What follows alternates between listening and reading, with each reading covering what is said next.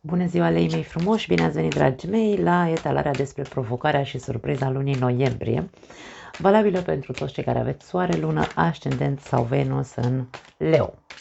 Vom începe ca întotdeauna cu provocarea, să vedem care este ea, cum putem ajuta și apoi vom trece la surpriză și la cărțile care acompaniază acea surpriză, să vedem cu ce vine, da? Hai să vedem, începem. Lei mei frumoși, provocarea lunii noiembrie pentru voi. Care este ea? Ia uite, sunteți provocați să vă calmați sau cel puțin să calmați spiritele în voi înșivă. Dacă până acum ați trecut printr-o perioadă agitată, eu am văzut la Leu multe lucruri în ultimile luni, hai să zicem așa că nu a fost liniște și pace, aici este vorba despre această provocare. Ești provocat să te liniștești, să te calmezi, dar e vorba să te calmezi tu. Și când noi reușim să ne calmăm, totul în jurul nostru se calmează, se așează apele. Reușim să ne vindecăm anumite răni, reușim să echilibrăm, să ne echilibrăm viața din nou. Totul începe să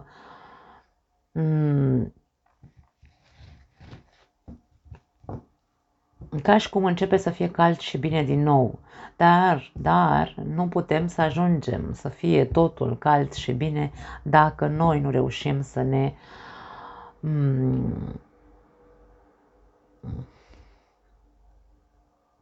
că nu e vorba doar despre a te calma. Aici e vorba despre a învăța să alchimizezi într-un fel sau altul, îmi vine să spun. Pentru că această imagine ne arată foc și apă împreună. Da? E vorba de a alchimiza stările tale care te agită, focul, da? O să aprind lumânarea, că s-a stins. Interesant aici la voi, s-a stins lumânarea. Să alchimizezi, după cum am zis, acel foc din tine care te face să simți probabil furie, de ce nu? Să fii un pic așa răzvrătit, nu să-l stingi cu apă, ci să înveți într-un fel sau altul să folosești acel zvâc, acel foc,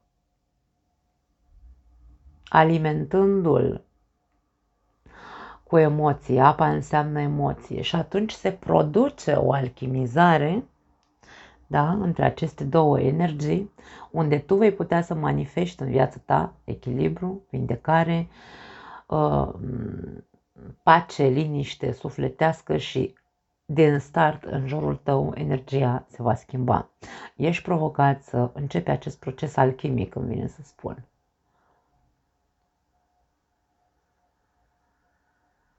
Pentru unii dintre voi îmi vine să zic nu mai puneți paie pe foc, nu știu de ce. Căutați să fie liniște și pace. Căutați să vă înconjurați doar cu persoane care participă, contribuie la această liniște și pace. Dacă în viața voastră intră persoane răzvrătite, să zicem așa, sau agitate și vă agită și pe voi, voi trebuie să știți ce persoane merită să rămână în viața voastră și ce persoane trebuie să le scoateți din viața voastră, pentru că atunci simțim când, Doamne, dacă Tu mă agiți pe mine, la ce Dumnezeu să te țin în viața mea, da? Eu caut liniște și pace. Poate o caut de hăhăci niște câți ani de zile. Nu reușesc. Ești cumva trebuie să fii conștient de ce persoane trebuie sau merită, îmi vine să zic, nu trebuie, merită iertate ce persoane nu merită iertate și ce persoane merită să le scoți din viața ta și pe cine merită să păstrezi în viața ta. E vorba de un echilibru la nivel macro, îmi vine să zic, nu știu, mi se transmit niște mesaje interesante pentru voi. Hai să vedem, este o provocare foarte pozitivă. Hai să vedem ce te poate ajuta să ajungi ca tu ca în tine să se producă acea alchimie despre care vorbeam. Roata norocului, e nevoie să faci niște schimbări. Tu nu poți să te mai comporți în aceeași manieră cum te-ai comportat până acum. Da? Pentru că te-ai învârtit într-o roată cu un anumit tip de comportament, un anumit tip tipar de gândire. Ai făcut anumite lucruri, tot timpul le-ai făcut la fel. Aici e vorba de a face diferit lucrurile, de a spune diferit lucrurile, de a merge în direcția contrară a cum ai mers până acum, da? Ne înțelegem, nu? Deja două arcane majore aici și e foarte important, vine să spun. Doiul de monede, din nou vorbim de un echilibru. Doiul de monede te ajută să te echilibrezi cântărind. Așa cum am simțit să transmit la început, când vorbeam despre această energie a temperanței, aici este vorba despre același lucru. Cântărește ce persoane, în primul și în primul rând, sau ce evenimente îți sunt de folos și care nu, ce persoane îți sunt de folos și care nu în viața ta. E vorba de a pune-te odată pentru totdeauna și fă bilanțul ăla în toate ariile din viața ta. Și după aia alege drumul sau maniera în care să faci lucrurile. Alege să faci lucrurile altfel. Are foarte mult sens. Pentru mine, cel puțin, din ce mi-aduc aminte că am văzut la voi, are foarte mult sens ceea ce văd aici. Sper să aibă sens și pentru voi. Și 4 de bâte, o altă carte de ajutor. Aici vorbim despre social. Cât de mult socializezi în momentul de față? Cât de mult te mai duci tu în oraș cu prietenii, la o distracție, la o băută, nu știu. Cât de mult te-ai centrat pe tine în ultima perioadă să te reconstruiești, pentru că 4 de bâte este o carte de reconstrucție, dar nu o reconstrucție de asta așa foaie verde, ci facem, domne, cu baze solide. Avem 4 stâlpi aici. Ai nevoie să te pui în serios cu tine, să te reconstruiești într-o manieră armonică. Este cartea armoniei, da?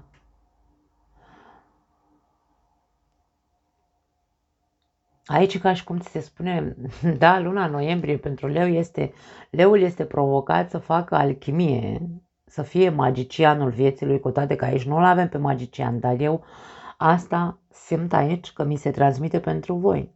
Apă și foc. Da. Ca tu să poți să pornești din nou de la niște baze extraordinar de solide în ceea ce te privește pe tine ca persoană. Și mai avem o carte care a sărit aici, uite-l, magicianul a vrut să iasă, deci vorbim despre o alchimie. Dacă tu vrei altă viață, dacă tu vrei să materializezi lucruri noi în viața ta, să materializezi o atmosferă nouă în viața ta, dacă tu vrei lucruri palpabile, concrete, solide, stabile,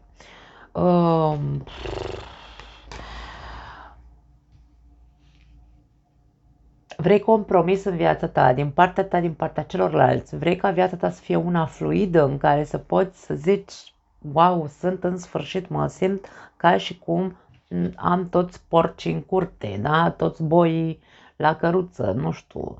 Deci aici doar în mâinile tale stă să faci acest lucru.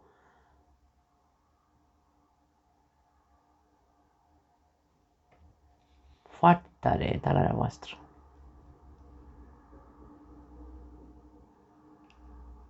Cred că este o provocare minunată pentru că te face să evaluezi foarte bine.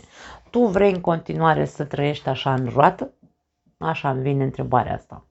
Vrei în continuare să rămâi, să ai fluctuații emoționale în tine, adică să ai stări de-astea în care să nu știi, să zici, habar n-am ce Dumnezeu mi se întâmplă, nu știu de ce mă simt așa, nu știu ce să fac. Aici e un mare nu știu, da? Și de-aia spun că provocarea este una minunată pentru că te întreabă cât mai vrei tu să stai așa în roată, în dubii, în nu știu ce să fac cu mine, cu viața mea. Vreau, Doamne, dă-mi un miracol aici, simt, pentru unii dintre voi. Dar nu se întâmplă miracole în viața noastră dacă noi nu facem nimic, dragii mei. Aici e vorba de a pune osul la treabă, da? De a face eu această magie cu mine, pentru că am toate elementele la dispoziție, am foc, am apă, pot să fac într-un fel sau altul, să-mi dau seama ce trebuie să evaluez în viața mea, pe cine trebuie să scot din viața mea, pe cine cum spun, mi-au demonstrat că trebuie să rămână în viața mea. Deci aici e vorba de a fi foarte coerent și foarte conștient. Da? Ceea ce tu faci pentru tine, ești provocat să faci pentru tine, nu faci pentru altul. Cam asta este ceea ce eu simt aici. Foarte tare, foarte tare, foarte tare talarea voastră. Puneți osul la treabă pentru că veți putea manifesta o altă viață. Ieșiți din roată odată. Hai să vedem. Surpriza.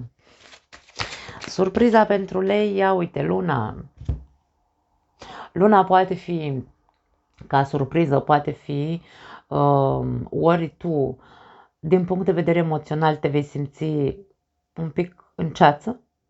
Ori aici vorbim despre un secret care iese la iveală, poate fi ceea ce tu te-ai abținut să spui sau poate ceea ce tu ai strâns acolo în tine, ca un fel de, nu neapărat traume, mie cuvântul traumă nu-mi place, mă enervează chiar cuvântul traumă, pentru că mulți dintre noi când suntem decăzuți ca energie, da, ne ducem în extrema asta în care stăm și ne plângem de milă și așa și rămânem în traumă și ne agățăm de traumă ca să suferim și luna este, ca surpriză, poate fi reprimare emoțională foarte multă, da?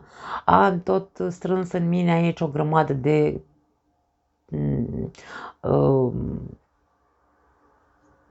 chestii, vine să zic numai prostii, da? Și ca surpriză luna vine și zice, da, scoate odată din tine tot ce ai reprimat, scoate odată din tine, cum se zice, nici nu știu cum se zice în românește, că îmi vine numai în spaniolă cuvântul.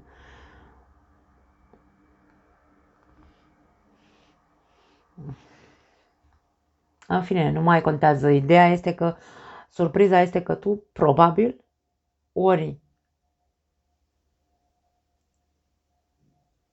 unii dintre voi veți simți confuzie, da? Dintr-o dată o să vă simțiți așa confuz și o să ziceți, Doamne, nu știu de ce simt ce simt. Poate fi vorba despre o intuiție foarte activă la unii dintre voi. Ceva se activează în voi, poate niște temeri profunde, niște traume, din nou, se activează ceva aici. Pentru alții dintre voi poate fi faptul că poate ascundeți ceva, de ce nu? Poate voi ascundeți ceva și tare mie că va fi o izbucnire în această lună. Că nu neapărat să ascundeți ceva care nu trebuie să vadă lumea sau care nu trebuie să știe nimeni. Nu, nu e un secret, mamă. Poate să fie pur și simplu ceva care voi ați preferat să nu spuneți în trecut. Și probabil că acum ceva te ațâță, ceva se întâmplă și preferi să răbufnești. De-aia îi se spune că este plină de secrete această carte. Hai să vedem cu ce vine la pachet ca să putem să concretăm cel mai mult. Ia uite, cu un 3 de spade, 10 de monede, da, foarte interesant. Temperanța, așa e. Deci este o lună importantă pentru voi, este pentru vindecare și justiția. Aici va avea loc un verdict. Pentru unii dintre voi, dacă aici vorbim despre, atenție, acest secret poate fi al tău, tu răbuvnești sau, mă rog, secret, ceea ce tu ai ținut în tine, da? Și spui, gata, eu nu mai pot, pentru că m-am săturat de atâta suferință. Toată familia suferă, pentru că eu am tăcut și am înghițit aici, ca și cum am tăcut și am înghițit, toată familia suferă, copiii suferă și mă enervez în luna asta, noiembrie, și zic, la revedere, tată. Și scot din mine tot veninul, tot ceea ce am reprimat de cine știe cât timp, poate de un an de zile unii. Da? Și aici e vorba despre, ok, mă simt ușurat. Aici e vorba despre ușurare. Da? Și probabil că verdictul va fi, nu știu, pentru unii voi poate fi o despărțire, poate fi, de ce nu, o împăcare, depinde de situația fiecăruia dintre voi, pentru că această combinație poate fi ușurarea după atâta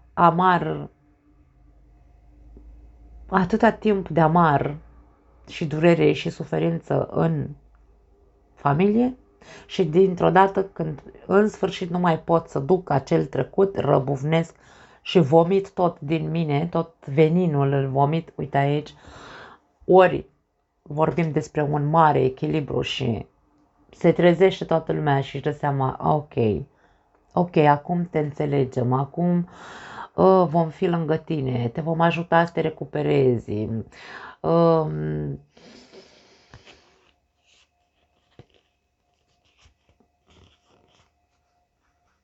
Unii dintre voi veți reuși să vă repuneți familia pe picioare, se rezolvă toate, cum să zic, toată lumea se vindecă. E ca și cum în sfârșit s-a spus tot și ne vindecăm cu toții aici. Pentru că aici e vorba despre tribul tău, da? Despre familia ta. Pentru alții dintre voi poate fi finalul acestei relații. Un divorț. Nu neapărat cu surle și trâmbițe. Va fi un divorț în care se va spune, ok, am ajuns la concluzia că nu mai merită să țin în mine nimic, acum răbufnesc și spun tot, va afla toată familia absolut tot ce s-a întâmplat, că eu am fost cel care am reprimat multe lucruri, că aici e vorba despre surpriză, uite, vine către tine un secret sau către toată familia aici, da? Se spune ceva care provoacă un mare, într-un fel sau altul, haos în viața unora dintre voi. Vine partenerul de viață și spune te-am înșelat. Și aici cade lumea pe voi, pe toată familia. Da? Și bineînțeles se ajunge la pactul, ok. Ori te iert, da? Sunt două opțiuni aici.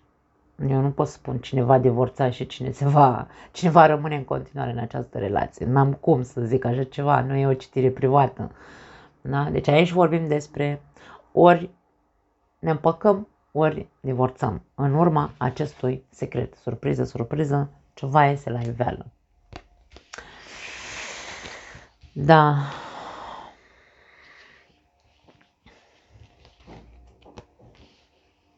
Pentru alții dintre voi, surpriza poate fi că vi se activează din nou niște frici. Frici din trecut se reactivează.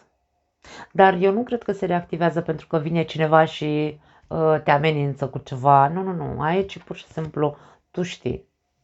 Tu știi care sunt fricile tale cele mai mari. Pentru că se vor activa din cauza că tu nu ai reușit să vindești ceva. Nu știu dacă vorbim neapărat de traume din copilărie. Dacă sunt traume din copilărie, dragii mei, pentru că avem cartea familiei, aici avem și copii, dacă sunt traume din copilărie, aici vi se spune, ok, mergeți odată pentru totdeauna și faceți terapie. Da? Acceptați faptul că aveți nevoie de o terapie profundă, pentru că o să trăiți în continuare în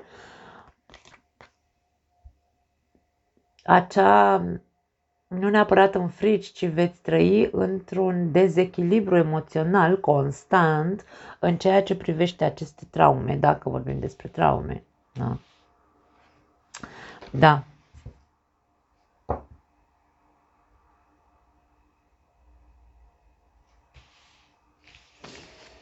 Tot îmi atrage atenția. Încă nu pot să mă opresc. Mai e aici ceva de spus pentru alții dintre voi.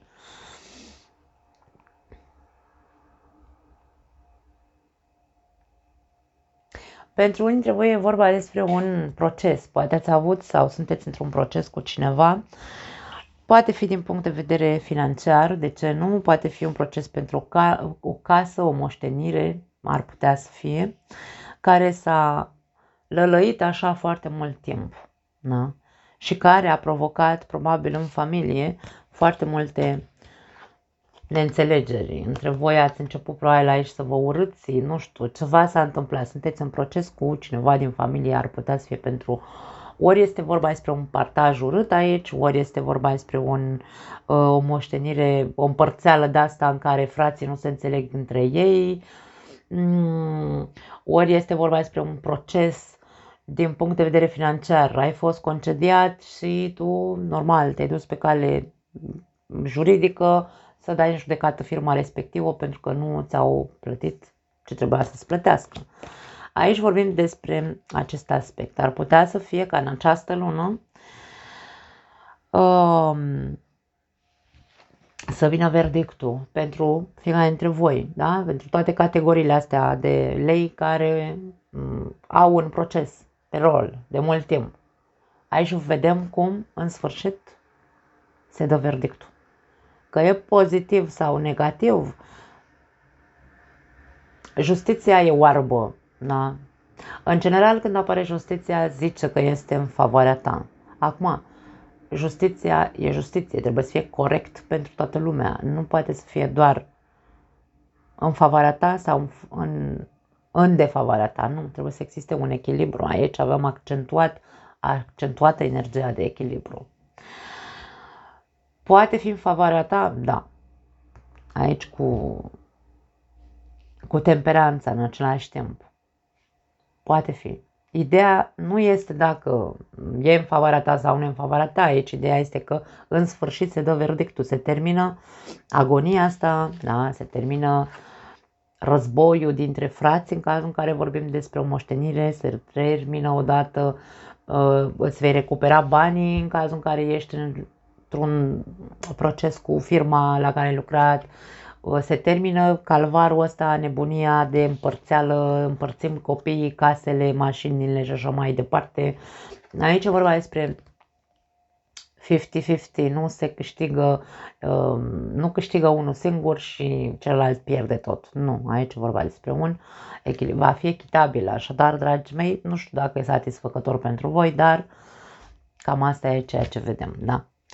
Nu mai am altceva. Vă pup, ne vedem data viitoare.